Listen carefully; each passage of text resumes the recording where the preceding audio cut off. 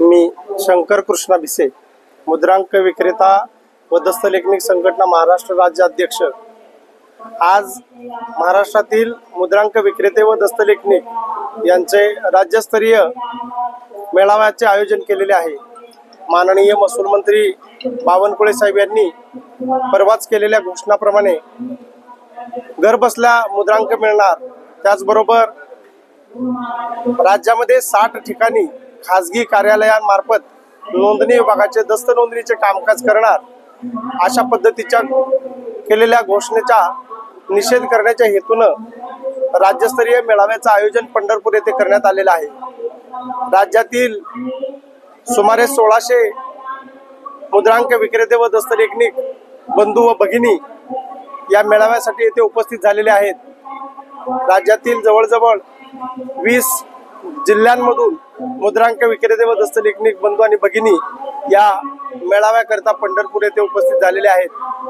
खरं तर या मेळाव्यामध्ये आमच्या मुद्रांक विक्रेते व दस्तऐवज लेखनिक यांच्या भविष्यावर फार मोठी गदा निर्माण झाली असून सर्व व्यावसायिकांच्या कुटुंबावर उपासमारीची वेळ येणार आहे, ही वस्तुस्थिती लक्षात घेऊन आज सर्वजण पोटतिडकीने ते उपस्थित राहून आपल्या व्यथा मांडत आहेत।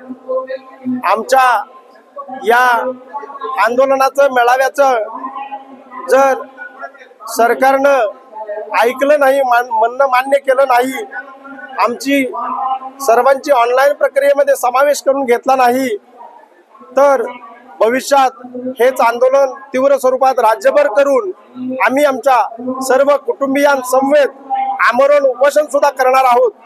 त्यामुळे सरकार मायबापांना आमचा विचार करून आम्हाला न्याय द्यावा, याकरिताच हे आजचं राज्यस्तरीय मेळाव्याचं आयोजन करण्यात आलेलं आहे।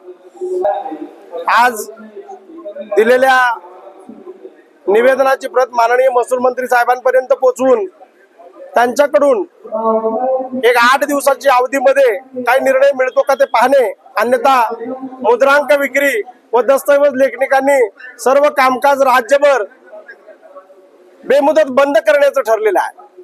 त्याचबरोबर आयजार आणि मंत्रालय या ठिकाणी धरणे आंदोलन करायचं आहे। त्याचबरोबर जे काही व्यवसाय बंधूंना आयजार ऑफिस किंवा मंत्रालयात येता येणार नाही, त्यांनी आपापल्या जिल्ह्याच्या ठिकाणी जिल्हाधिकारी कार्यालयाच्या समोर धरणे आंदोलन करण्याचा आम्ही निर्णय घेतलेला आहे। अशा पद्धतीने पुढची आंदोलनाची दिशा ठरवण्यात आलेली आहे।